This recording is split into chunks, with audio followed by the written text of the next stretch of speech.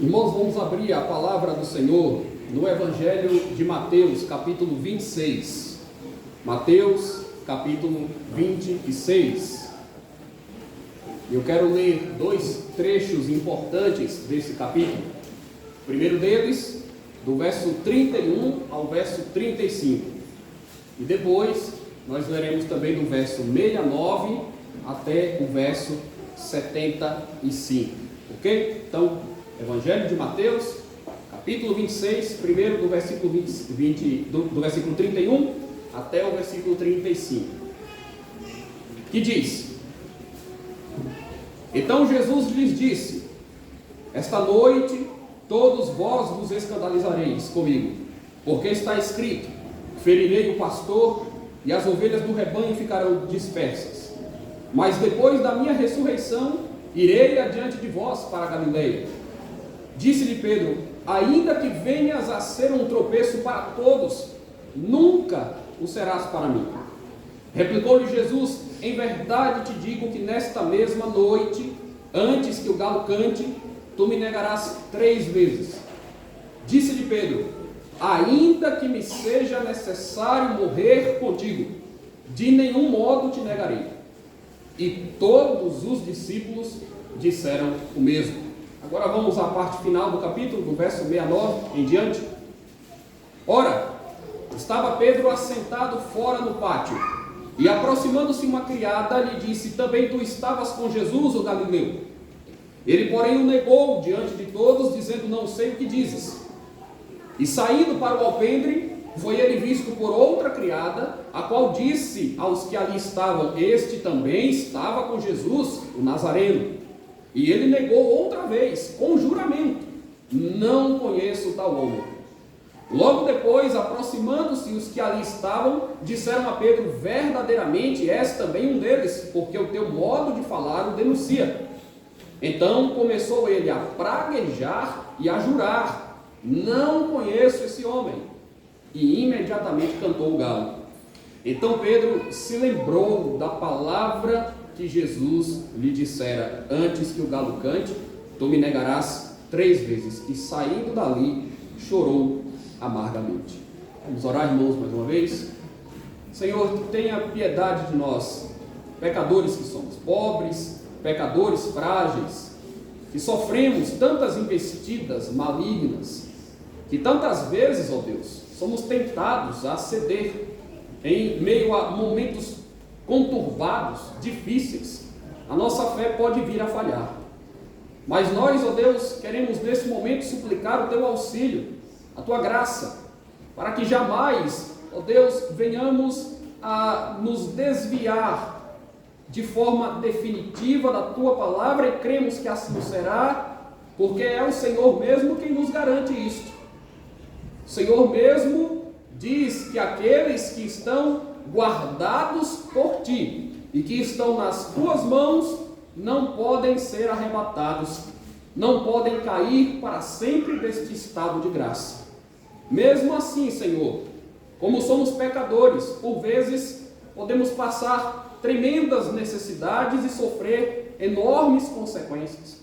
Podemos ser atingidos por imensa tristeza, mas pedimos a ti, ó Deus, que não nos desampare nesses instantes, que estenda a tua mão para nós, que nos erga do pó, que ouça o nosso clamor. Pedimos a ti, ó Deus, que faça tudo aquilo que nós não somos capazes de fazer. Cuida de nós, cuida do teu povo, mantenha a tua igreja de pé. Nos ajude, ó Deus, a sermos perseverantes. Nos ajude, ó Deus, a discernirmos o mal quando o mal estiver próximo de nós. Ajude-nos, ó Deus, a escapar das garras do pecado, dos laços que muitas vezes servem como peso e atrapalham o nosso viver e a nossa comunhão contigo. Socorre-nos, ó Deus, em nossas fraquezas. Nós pedimos isso e pedimos estas coisas confiando na obra de Cristo e em nome de Cristo. Amém. Amém. Você já apresentou alguma resistência ou alguma dificuldade em ouvir o que a palavra de Deus tem a dizer a seu próprio respeito? Quem sabe você já tenha ouvido uma mensagem ou você já tenha se deparado com um texto sagrado e aquela palavra diz respeito a algo que você precisa fazer ou a algo que você precisa mudar. Quem sabe aquela palavra diz respeito a um alerta poderoso que vem de Deus. Mas com o coração preocupado com outras coisas, nós ficamos desatentos e somos negligentes à voz que vem do alto. No momento de servir, ou no objetivo de servir e de obedecer a Deus com fidelidade, você olha mais para a cruz ou você confia na sua própria determinação? Você olha para Deus e diz: Senhor, sem a tua graça eu não consigo? Ou você diz: eu estou decidido a fazer aquilo que é bom e certo e eu vou fazer? Como nós podemos manter o nosso testemunho de fé, meus irmãos? Especialmente no momento de maior pressão ou de maior perigo, especialmente quando nós estamos mais vulneráveis por alguma razão. Como anda o seu testemunho sobre Jesus? Especialmente quando as pessoas apontam aquilo que você, como crente, deveria fazer. Quando elas esperam que você haja como um verdadeiro cristão. Meus irmãos, nós estamos nos aproximando da celebração de Páscoa, estabelecida em nosso calendário anual. É evidente que quando nós ponderamos sobre isso, nós precisamos dizer que todas as vezes em que celebramos o sacramento da ceia do Senhor, nós estamos celebrando a Páscoa cristã. Que todas as vezes que nós comparecemos, domingo após domingo, na igreja para adorar a Deus, como estamos fazendo hoje, nós estamos celebrando a Páscoa. Sim, porque estamos fazendo referência à ressurreição de Jesus Cristo, que se deu no primeiro dia da semana, no domingo. A razão de nós nos reunirmos nesse dia é porque esse é o dia que atesta a nossa vitória. Esse foi o dia que Jesus saiu do túmulo. Esse foi o dia, meus irmãos, em que nós tivemos ali a concretização de que as promessas de Deus sobre o pós-morte e sobre a ressurreição final, sobre o juízo final, serão efetivamente levadas adiante. Meus irmãos, entretanto, nós temos uma data especial em nosso calendário, em que nós rememoramos alguns desses episódios mais detidamente. Temos inclusive o culto das 7 palavras que vai se aproximando. Nós temos o domingo em que nós também lembramos de fatos que estão relacionados com a ressurreição do Salvador, com a ressurreição histórica e corpórea e também gloriosa de Jesus Cristo. Por isso, eu gostaria de trazer novamente aqui à nossa consciência algumas dessas narrativas mais emblemáticas que antecederam a crucificação, para que nós, meus irmãos, já desde agora comecemos a alimentar o nosso coração e a nossa mente com estes fatos e sejamos preparados para participarmos de uma forma mais proveitosa destas atividades que nós iremos realizar com a permissão de Deus. E dito isso, eu gostaria de observar com vocês mais detidamente os textos que acabamos de ler, de Mateus capítulo 26. Nós lemos primeiro o versículo 31 ao versículo 35, nós lemos depois a parte final desse capítulo, do verso 69 ao verso 75.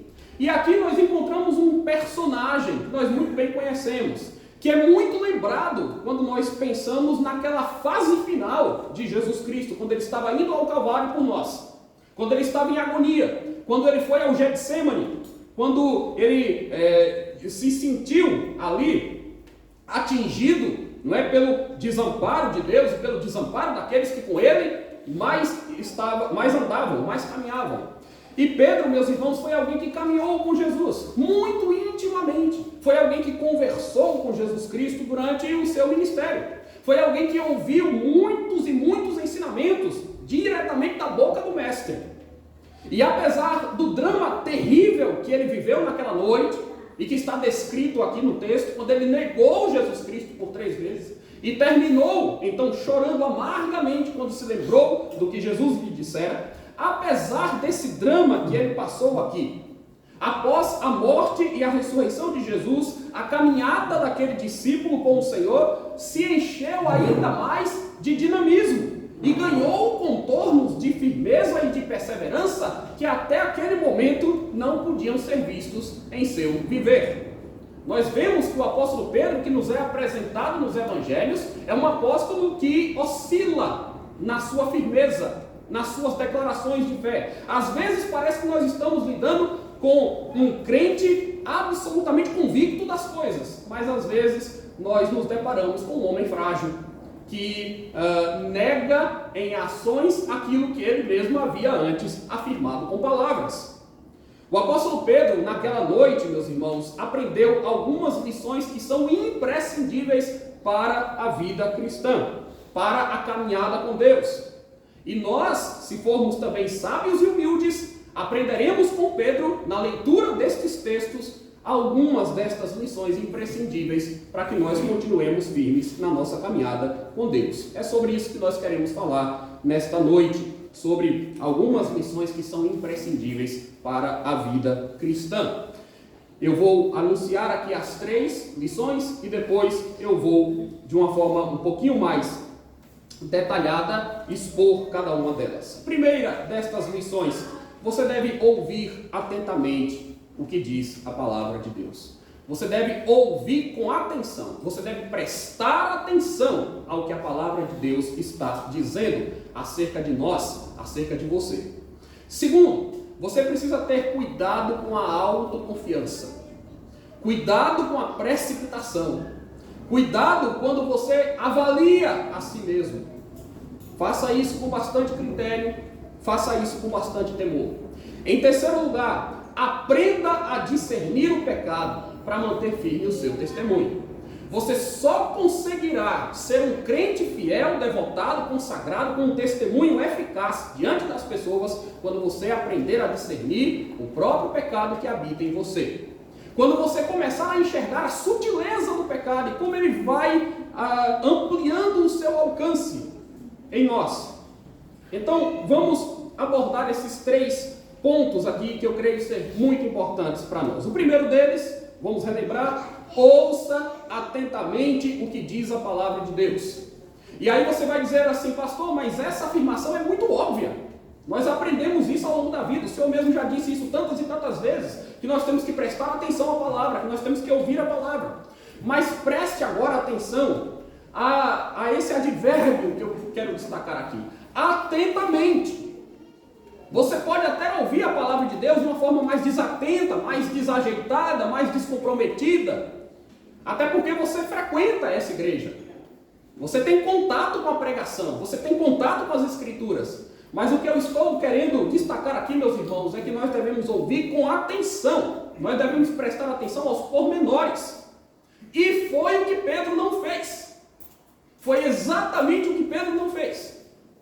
Se nós formos considerar aqui, meus irmãos, do ponto de vista pessoal, do ponto de vista da responsabilidade pessoal, uma das falhas cruciais que Pedro comete, que faz com que ele negue o Senhor, foi o fato de ele não estar atento à palavra que Jesus havia pronunciado, não ter ouvido com atenção o Senhor. Eu vou demonstrar isso aqui, certo? É claro, alguém pode dizer assim: mas tudo o que aconteceu em relação à ressurreição, em relação à morte de Cristo, estava predito, profetizado, era assim que devia ser, Deus estava cumprindo os seus planos, os seus propósitos. Mas, como nós constantemente afirmamos, isso de nenhum modo elimina a responsabilidade dos homens.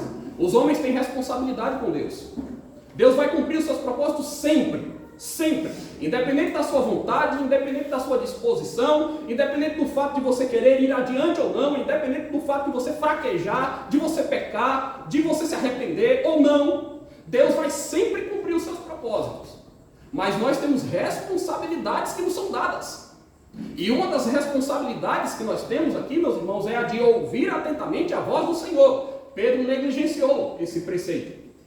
Jesus falou com ele, e não foi uma só vez, não foi em uma só ocasião. Nós lemos aqui o momento em que ele é avisado de que vocês vão se escandalizar.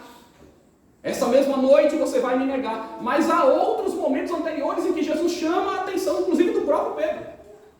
Meus irmãos, vocês devem se lembrar que também no Evangelho de Mateus, aliás, os outros evangelistas narram essa mesma questão, Mas no Evangelho de Mateus, lá no capítulo 16, Jesus prediz a sua morte e ressurreição pela primeira vez.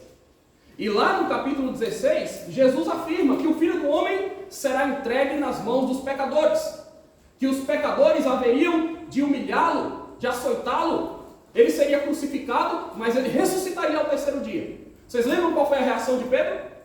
Jesus passou um tempo explicando que isso deveria acontecer, mas Pedro disse: de nenhum modo, Senhor, isso acontecerá. Ora essa, por mais que fossem duras ou difíceis de ouvir, aquelas eram palavras que estavam saindo dos lábios do próprio Filho de Deus. E quando o Filho de Deus se pronuncia, você não tem por que duvidar, você não tem por que questionar, você não tem por que se opor. Quando Pedro diz, isso de nenhum modo vai te acontecer, nós sabemos, ele estava sendo sincero, ele estava projetando o seu sentimento, ele estava bem intencionado, ele estava dizendo: não, Senhor, isso é terrível, isso não vai acontecer, não vai se suceder contigo. Ele queria certamente transmitir a mensagem de que isso não era aceitável para o Messias, para o Filho de Deus que Jesus era. Pedro estava se opondo, entretanto, à missão principal de Jesus. Pedro estava se opondo à redenção que só era possível de acontecer pelo sangue derramado e pelo corpo partido no Calvário. Ele não se deu conta disso naquele momento, ele não estava consciente dessas coisas, mas era isso que ele estava fazendo. E o que Jesus lhe diz naquele momento é: arreda Satanás, porque não cogitas das coisas de Deus, e sim dos homens. Não falas da parte de Deus, mas falas de acordo com os homens. Ou seja, a nossa visão tem que ser maior, a nossa interpretação das coisas, a nossa percepção da realidade deve ser muito maior do que aquela que as circunstâncias nos apresentam. Nós devemos pensar segundo Deus e não segundo nós mesmos. Devemos considerar a palavra de Deus muito mais do que as nossas sensações, ou aquilo que nós queremos que aconteça. Pedro já tinha sido chamado a atenção ali. E nós estamos falando de uma passagem que se encontra no Evangelho de Mateus, no capítulo 16. Algum tempo depois, nós estamos de novo aqui com Pedro no centro de uma narrativa. Jesus Cristo está conversando com ele e com os outros discípulos. Pedro age como um porta-voz, ele exercia realmente uma liderança no corpo, no colegiado apostólico. Mas vejam, meus irmãos, que aqui, nessa breve passagem, e eu estou me referindo ao primeiro dos textos que nós lemos, do versículo 31 ao versículo 35, nessa breve passagem, eu quero chamar a sua atenção para o fato de que Jesus Cristo, ele pronuncia três coisas que são muito importantes. Primeiro, Jesus faz referência a uma antiga profecia. Então, o que Jesus estava, num primeiro momento ali, afirmando para os seus discípulos, foi algo que já tinha sido dito pelo profeta. Ele faz referência a uma profecia de Zacarias. E a profecia de Zacarias dizia: ferirei o pastor e as ovelhas do rebanho ficarão dispersas. Jesus estava dizendo: olha, vamos interpretar as Escrituras, vamos ler o Antigo Testamento. Eu remeto vocês a uma passagem dos profetas. E eu digo para vocês que essa é uma passagem messiânica. Ela se cumpre em mim. Ela se cumpre na minha morte. Ela se cumpre na Páscoa. Ela se cumpre na minha crucificação. Ferirei o pastor e as ovelhas do rebanho ficarão dispersas. É exatamente isso que acontece, não é? Quando Jesus é entregue, quando Jesus é traído, quando Jesus é preso, quando Jesus é crucificado, quando Jesus foi humilhado no Sinédrio, o que aconteceu com os discípulos? Os discípulos do Senhor, eles se entristeceram, eles ficaram apavorados, eles se esconderam, eles já não sabiam se mantinham a sua fé ou não, eles ficaram vacilantes. Ferirei o pastor e as ovelhas do rebanho ficarão dispersas. Jesus diz: é isso que vai acontecer.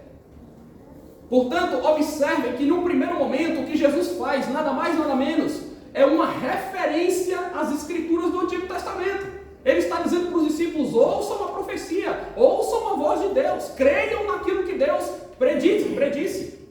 No passado, ferirei o pastor, as ovelhas ficarão dispersas. Então, num primeiro momento, a palavra de Deus, da qual Jesus fez uso aqui, era parte de uma antiga profecia. Jesus não disse nada novo.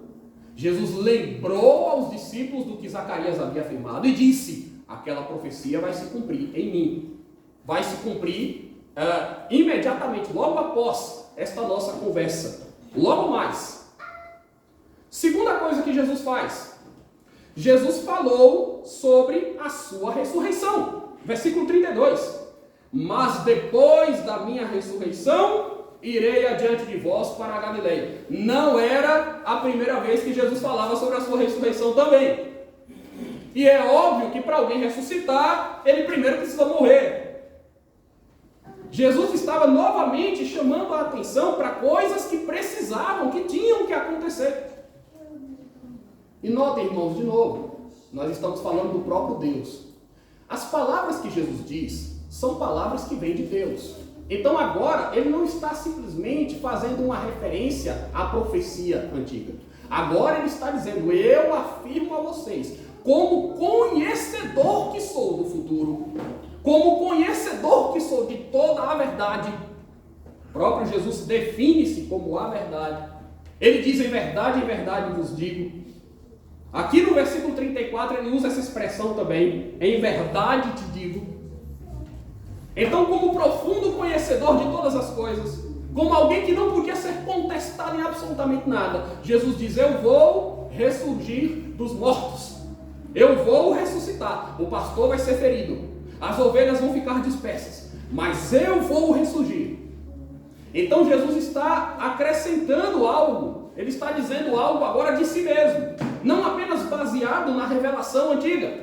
Mas ele está anunciando ou pré-anunciando a sua ressurreição. E num terceiro momento, nós vemos que Jesus vai antecipar a negação de Pedro. Jesus já tinha dito que todos os discípulos e todos os apóstolos se escandalizariam. Todos eles. Todos eles. Versículo 31. Esta noite todos vós vos escandalizareis comigo. Todos. Ferirei o pastor, as ovelhas ficarão dispersas. Mas como Pedro não ouviu, como Pedro pareceu estar desatento a esse detalhe, e como Pedro reagiu negando que isso aconteceria, observem que no momento posterior, Jesus Cristo vai trazer um alerta para ele pessoalmente. E é um alerta doloroso, pesado, mas é um alerta pessoal. Agora Jesus não está simplesmente dizendo: todos vocês vão se escandalizar. Você, Pedro, que está dizendo que isso nunca vai acontecer com você, você vai me negar esta mesma noite, 3 vezes, antes que o galo cante.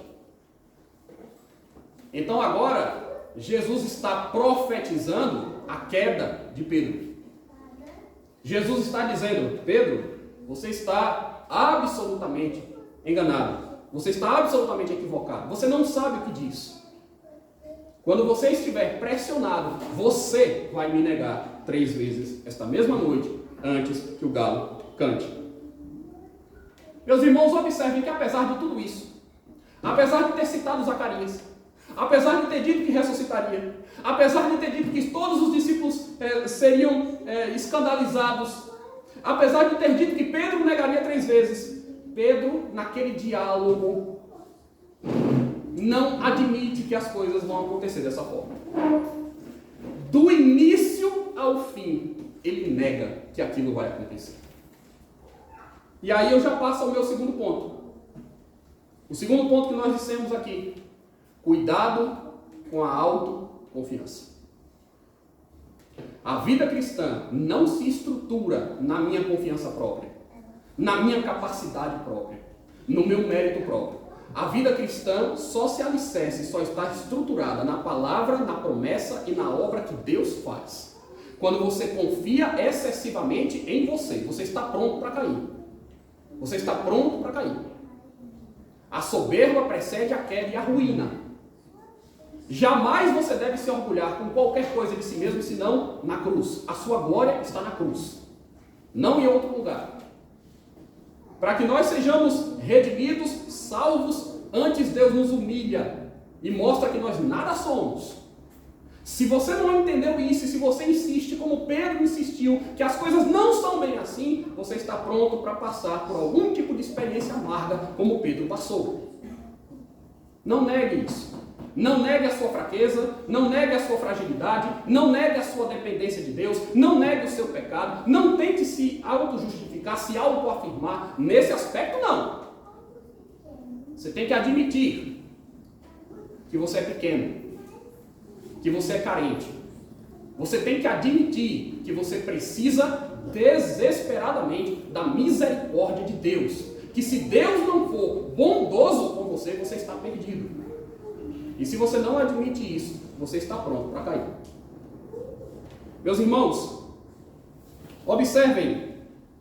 Vamos observar aqui alguns detalhes. Primeiro, as Escrituras afirmam, o apóstolo Paulo escreve, aqueles que estão em pé, cuidem para que não caiam.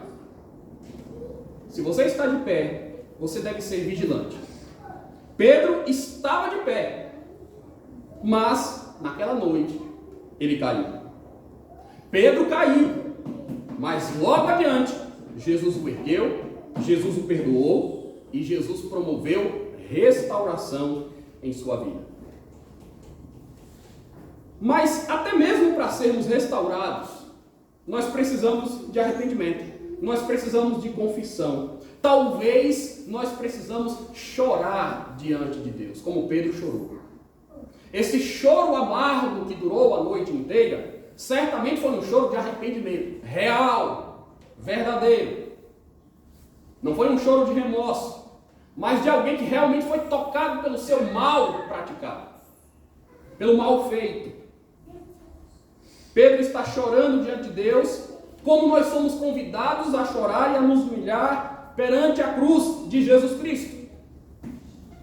Humilhai-vos na presença de Deus e Ele vos exaltará. Chorai, rasgai as vossas vestes. Quando nós pecamos, irmãos, quando nós caímos, quando nós tropeçamos, essa é a providência que nós temos que tomar. Rasgarmos o nosso coração diante de Deus. Eu imagino que você deva ter prestado atenção, mas os textos que nós selecionamos aqui, não os selecionamos por acaso. Eles são pensados e apropriadamente escolhidos, selecionados para terem algum tipo de utilidade na mensagem transmitida. Por isso, eu quero novamente chamar a sua atenção para o texto que nós já lemos aqui, de Hebreus capítulo 4. Só que agora, não em uma leitura rápida ou superficial, eu quero que você preste atenção no que está sendo dito. Abra sua Bíblia novamente, Hebreus capítulo 4, nós lemos do versículo 11 até o versículo 16. Veja o alerta que vem das Escrituras. Veja o que está sendo dito aqui acerca de Jesus e acerca da palavra de Deus. O escritor diz: esforcemo-nos, pois, e aí vem o detalhe da responsabilidade humana, da responsabilidade de cada crente.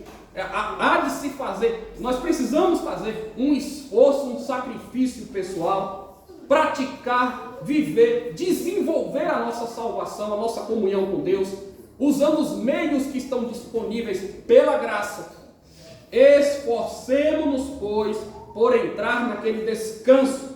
Olha só, a fim de que ninguém caia seguindo o mesmo exemplo de desobediência.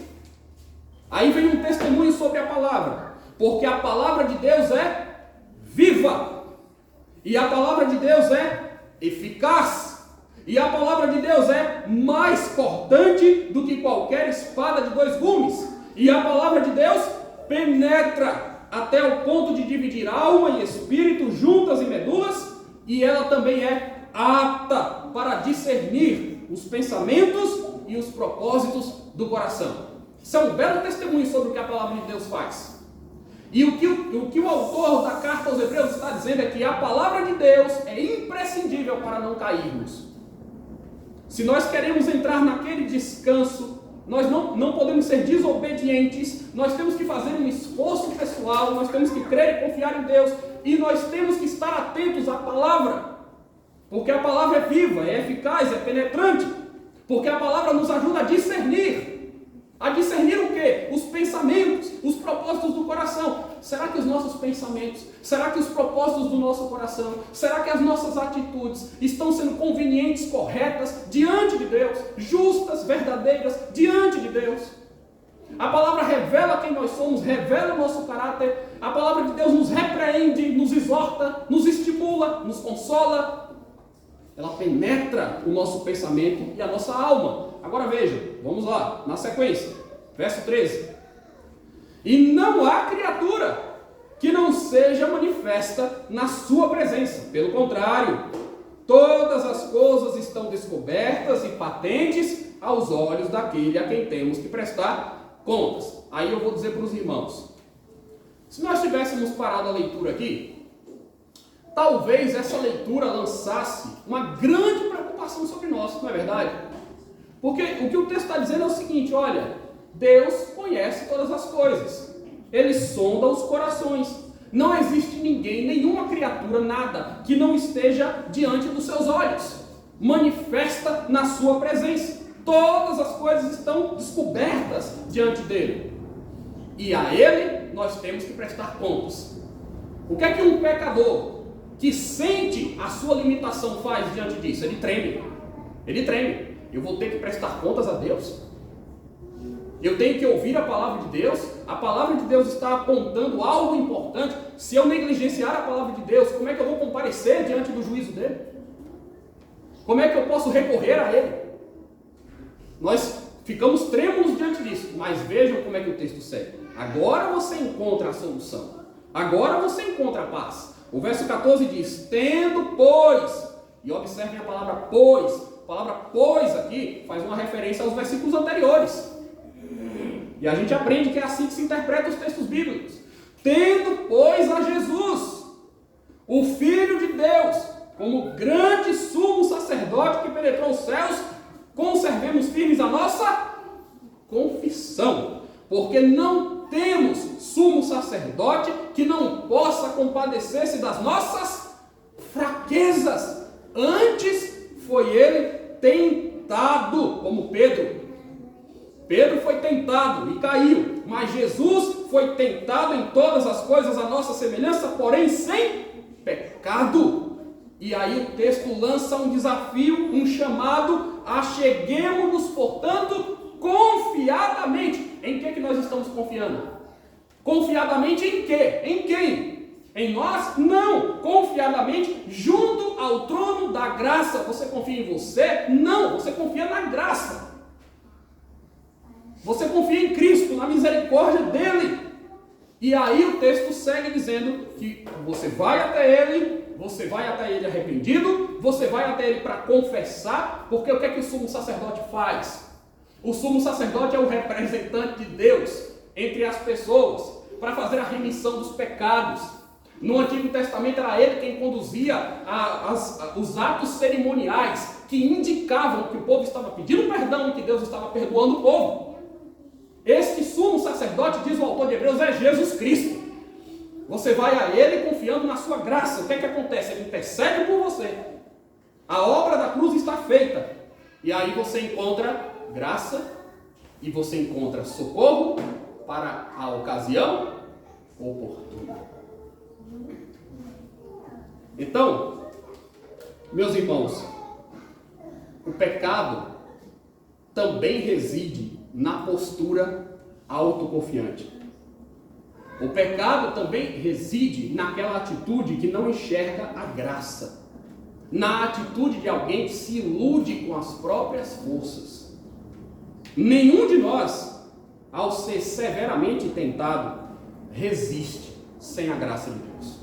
Ouça bem, nenhum de nós, nem eu, nem você, ninguém aqui nessa igreja, nenhum crente, em nenhum lugar do mundo resiste à tentação quando ele é severamente exposto ou tentado, se não for pela graça de Deus.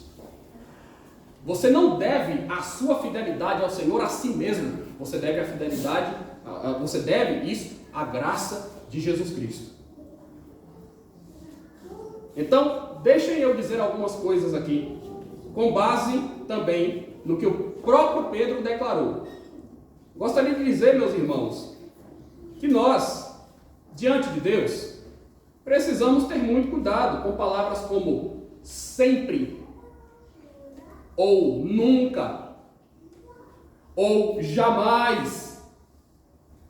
E a gente usa às vezes essas palavras com muita facilidade. Jamais farei isso. Nunca direi aquilo. Eu nunca vou proceder dessa maneira. Nós usamos isso com uma facilidade absurda. Absurda. E nós deveríamos pensar e ponderar mais o significado que essas expressões têm. E são expressões pesadas para nós usarmos. Porque nós oscilamos muito. Nós oscilamos muito nas nossas emoções, no nosso humor. Nós nos arrependemos muito. Nós erramos muito. Então tomem muito cuidado com essas expressões. Agora, Jesus pode falar assim. Jesus pode falar assim. Quando Jesus usa expressões desse tipo, ele fala com a autoridade que lhe é devida. E por que eu estou fazendo essa ressalva? Porque eu quero agora chamar a sua atenção para o uso da palavra todos nesse contexto. O uso da palavra todos nesse contexto tem um grande significado. Olha só, irmãos, que coisa interessante. Primeiro, Jesus disse, no verso 31, esta noite, todos vós vos escandalizareis comigo. É aquele tipo de palavra que não deixa nenhuma exceção. Jesus está dizendo todos mesmo. Todos vocês essa noite vão se escandalizar comigo. Verso 31. O que é que os discípulos respondem? O que é que todos os discípulos, todos eles, respondem? É só você observar o verso 35. Como é que o versículo 35 termina? E todos os discípulos disseram o mesmo. O mesmo que quem? O mesmo que Pedro. O que é que Pedro disse no verso 35? Ainda que me seja necessário morrer contigo, de nenhum modo te negarei. De nenhum modo eu te negarei. Ainda que me seja necessário morrer contigo. Meus irmãos, qual foi o fato? O fato final. Então, primeiro, Jesus disse, todos vocês vão se escandalizar. Segundo, os discípulos disseram, não. Cada um deles disse, não, nenhum de nós vai fazer isso. Mesmo que os outros façam, eu não farei. Todos eles disseram a mesma coisa. Qual foi o final? Qual foi o desfecho da história? Eu vou dizer para vocês qual foi o desfecho da história. O desfecho da história é, todos deixaram Jesus e todos fugiram. Todos. E você não precisa ir muito longe para você perceber isso. Você vai perceber isso na leitura do versículo 56. Eu estou em Mateus 26 e não vou sair de Mateus 26. Em Mateus 26, no versículo 56, quando Jesus foi preso, está dito lá: tudo isso, porém, aconteceu para que se cumprissem as escrituras dos profetas. Então, os discípulos, todos, deixando fugir. Não é impressionante? Jesus diz, todos vocês vão fazer isso. Todos eles negam, todos eles fazem. Todos eles. E sabe o que é mais impressionante ainda? Não se passou um longo período de tempo para que isso acontecesse. Isso tudo aconteceu em um dia, uma noite. Isso tudo aconteceu no contexto da crucificação. Horas depois, um tempo muito curto depois, os discípulos estavam fazendo algo totalmente diferente daquilo que eles disseram que faziam. Então, qual é a lição que nós aprendemos aqui, meus irmãos? Que nós temos que ser cuidadosos, que nós precisamos ter cuidado com a autoconfiança. Você não pode confiar em você mesmo, jamais, nas suas forças. Você tem que olhar para a cruz, você tem que olhar para Jesus Cristo. Você tem que confiar na graça dele. Por isso é que você também ouve atentamente a palavra de Deus. Porque a palavra de Deus não deixa dúvida de absolutamente nada. A palavra de Deus não é como o nosso coração. A palavra de Deus não vem cercada de mistérios para nós. Às vezes nós temos dificuldade de decifrar o nosso querer. A palavra de Deus escancara a nossa necessidade. Ela é penetrante, como espada de dois gumes.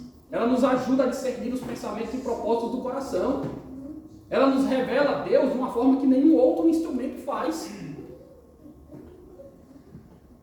Então, tome muito cuidado com a autoconfiança. Não seja autoconfiante. Confie em Deus. E essa é uma lição imprescindível para a vida cristã. Pedro aprendeu que não podia confiar em si mesmo naquele dia. Em terceiro lugar, meus irmãos, nós também dissemos aqui, aprenda a discernir o pecado para manter firme o seu testemunho. Vejam vocês o que aconteceu. Agora eu vou me referir à segunda narrativa, aquela que está no final do capítulo 26, quando Pedro efetivamente negou a Jesus e fez isso por 3 vezes. O que aconteceu? Pedro não discerniu aquelas circunstâncias. O pecado foi galgando degraus em seu coração. Sutilmente, ele foi descumprindo a sua própria promessa. E ele não manteve o seu testemunho de pé. Muito bem. Primeiro, é importante que se diga que ali Pedro se viu sob pressão. Então, ninguém está dizendo, e de fato, aquele não era um contexto fácil para um crente. Não era um contexto fácil para um verdadeiro discípulo de Jesus Cristo. E provavelmente, guardadas as devidas proporções, nós todos como cristãos, você como cristão, enfrenta alguns momentos na vida que não são muito fáceis para ser crente. Que são desafiadores para quem é crente. Em que você pode ser retaliado por ser crente, perseguido, maltratado ou mal falado por ser crente. Certamente você sofre algumas pressões em função da sua fé. Vejam, pessoas podem nos pressionar, não é verdade? Você pode sofrer pressão das pessoas. Seu marido pode te pressionar, sua esposa pode te pressionar, seu colega de trabalho pode te pressionar, seu patrão pode te pressionar, um irmão da igreja pode te pressionar. Alguém pode te pressionar a alguma coisa, você pode se ver sob pressão, e sob pressão, acuado, você pode cometer algum tipo de pecado, alguma ação indevida. Você também pode ser pressionado pelas circunstâncias. Às vezes as circunstâncias nos pressionam, não é verdade? Coisas, fatos negativos, ruins, acontecem conosco. E nós, então, ficamos mais tentados. E observem, meus irmãos, que as circunstâncias difíceis, elas exigem de nós uma atenção maior. As circunstâncias difíceis exigem de nós uma vigilância maior. Sabe por quê? Porque elas oferecem a ocasião para nós sermos tentados e para nós sucumbirmos, para nós cairmos. Se não tomarmos cuidado, é assim que acontece. É no momento de maior arroxo financeiro que você vai se sentir tentado a ser desonesto. É no momento da crise conjugal que você vai ser tentado a adulterar.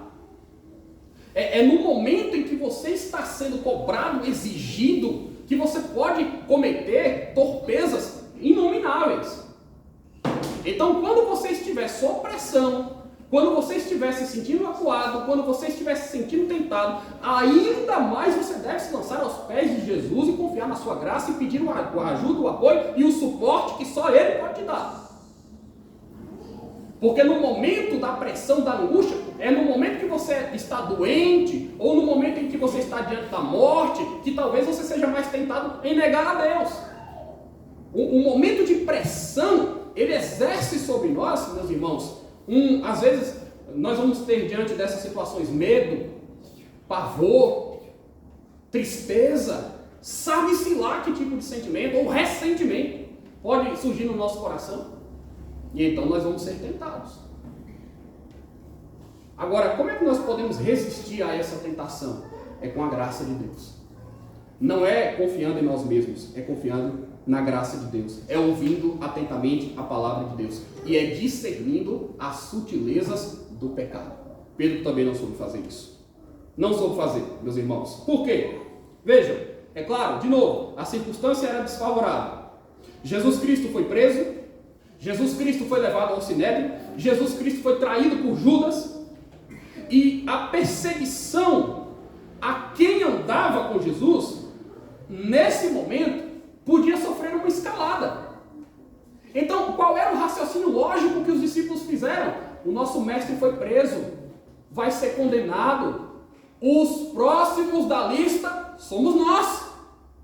Logo, logo a pressão, a perseguição, a prisão, o açoite, a morte vai vir sobre nós. Então o contexto era esse. Era um contexto desfavorável, era um contexto difícil, não há dúvida disso. Mas ainda assim, meus irmãos, Pedro não conseguiu discernir como o pecado foi brotando e crescendo no seu coração. Vejam que as pessoas tentaram identificar Pedro com Jesus Cristo. O que naquela conjuntura podia ser bastante incômodo, né? Ser identificado como um seguidor. Você estava com ele. Você também é galileu. Você fala como ele. Pedro sabia o perigo que uma frase como essa representava. Claro que ele sabia.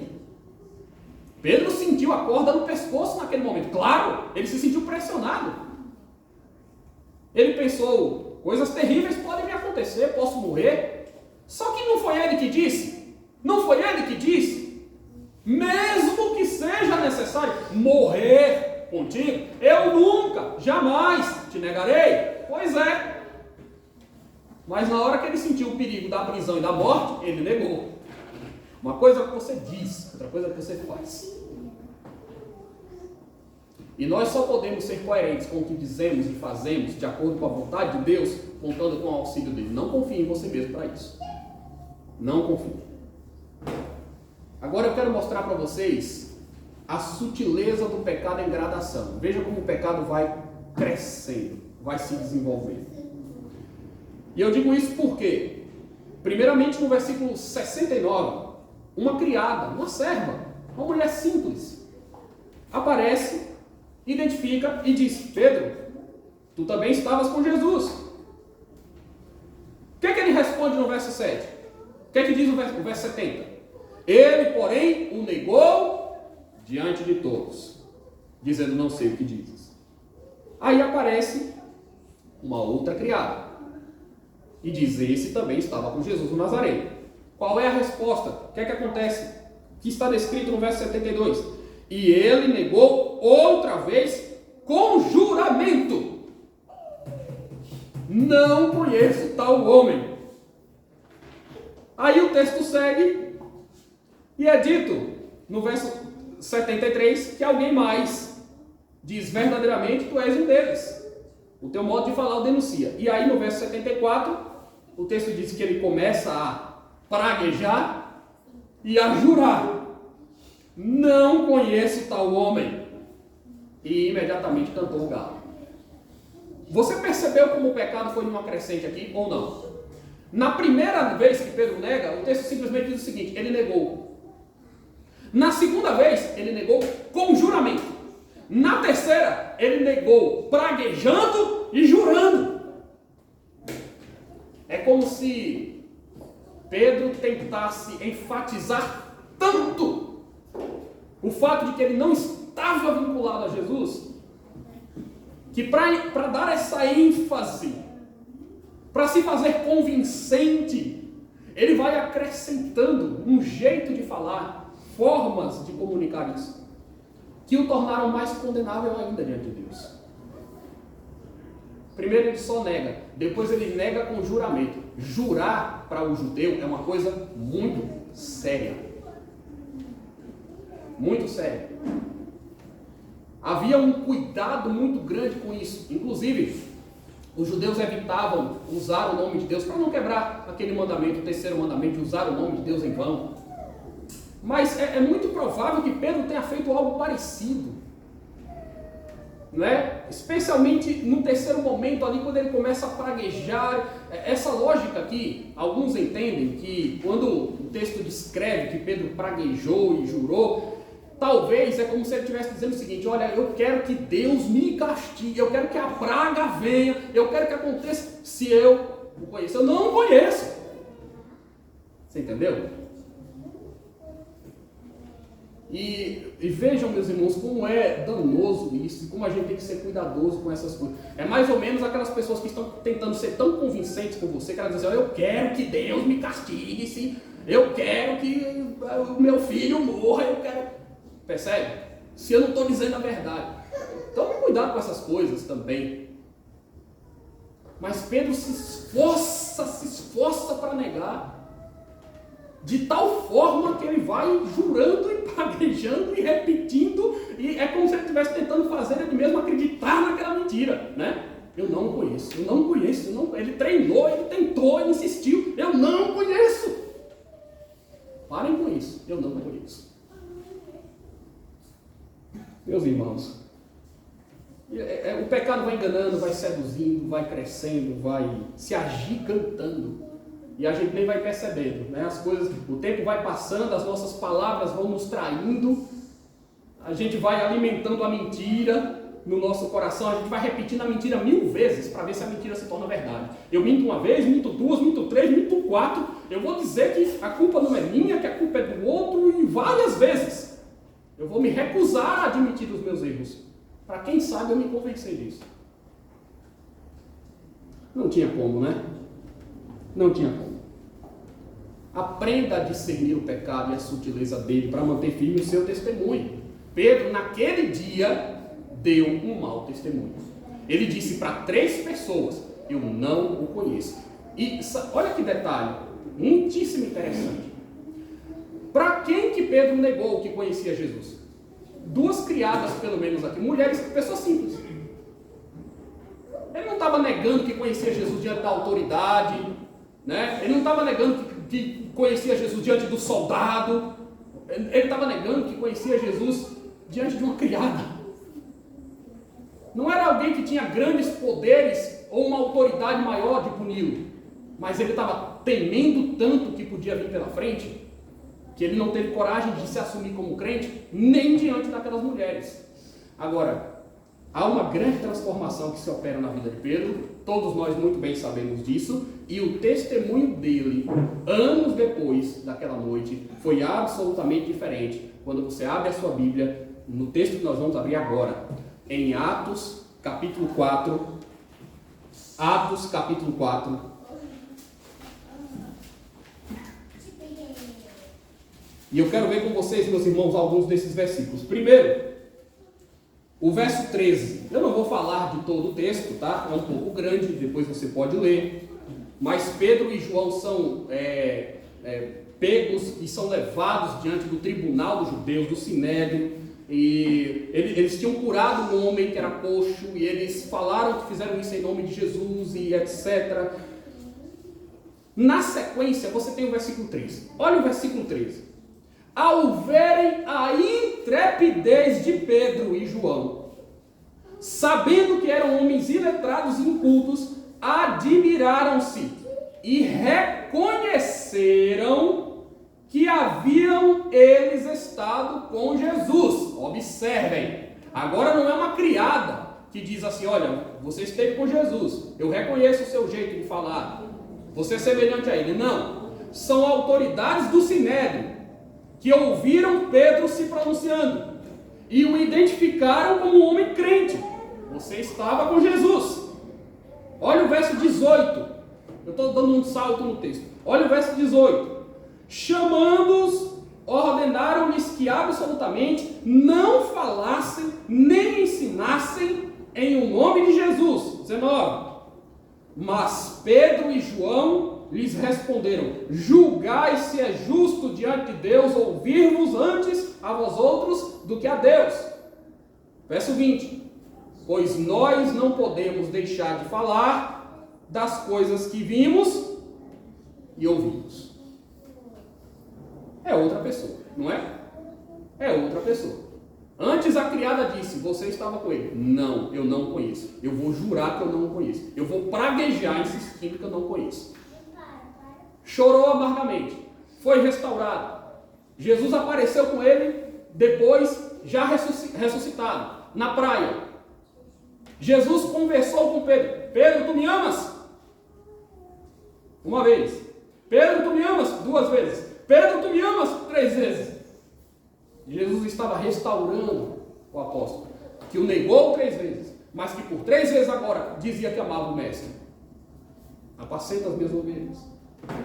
E agora está Pedro aqui, diante do sinédrio, das autoridades judaicas, dizendo: nós não podemos deixar de falar das coisas que nós vimos e ouvimos. Não é justo isso. O texto diz que os julgadores, os juízes daquele tribunal, ficaram admirados com a intrepidez de Pedro. Agora você não tem um homem acovardado, você não tem um homem com temor de ameaça, você não tem um homem que está preocupado com a morte, com a vida, você tem um homem que está decidido verdadeiramente pela graça, pela ação de Deus, pelo Espírito Santo que desceu, que o fortaleceu, que agiu nele. E este homem está dizendo: não, eu não vou deixar de falar daquilo que nós sabemos ser verdade. Meus irmãos, esse é um grande desafio que nós temos na vida cristã. Nós precisamos certamente aprender estas lições cruciais. Primeiro, ouça atentamente o que diz a palavra de Deus. Não faça pouco caso quando Deus falar. Não faça. Eu estou citando uma profecia de Isaías. Isso aí não é nada. Mas Jesus disse isso. Mas isso não diz respeito a mim. Sabe? Jesus estava falando para Pedro: olha, isso vai acontecer. Não, Senhor, ouça, isso vai acontecer. De maneira nenhuma. Não faça, ou não trate a palavra de Deus dessa forma. Se o Filho de Deus está dizendo isso, se a profecia está dizendo isso, se Deus está ensinando isso, ouça a voz de Deus com atenção. Se é sobre você, se é sobre uma coisa que te deixa desconfortável, se é sobre alguma coisa que te incomoda, não interessa. Ouça o que Deus está dizendo sobre você. Isso aqui é a fonte de vida. Isso aqui vai abrir o caminho para você. Mas se você fechar o seu ouvido, isso vai ser a sua perdição. Você vai cair. Escute bem. Se você não ouvir a palavra de Deus, você está pronto para cair. Na primeira tentação você cede. Segundo, cuidado com a autoconfiança. Então, não olhe para si mesmo, não faça promessa ao vento. Não fique dizendo: isso nunca vai acontecer, eu nunca vou pecar desse jeito, eu nunca vou ser como aquele publicano, né? Eu sou melhor do que isso, eu confio em mim mesmo, eu assumo esse compromisso. Cuidado com essas coisas. Não diga palavras tolas, não diga palavras vãs. Cuidado com o jamais, cuidado com o nunca, porque nós temos muita dificuldade de manter as coisas que nós dizemos. Embora precisamos fazer isso, mas fazemos isso pela graça. Pela graça. O pacto que Deus tem conosco é um pacto de graça. Você olha para a cruz, você confia em Cristo. Você busca substância e força nele. Não é você que se autodetermina, é Deus quem te fortalece. E tudo você pode naquele que te fortalece. E terceiro, aprenda a discernir o pecado para manter firme o seu testemunho. O pecado está nascendo no seu coração, a tentação está vindo, a pressão está surgindo, a cobrança, a exigência está aparecendo.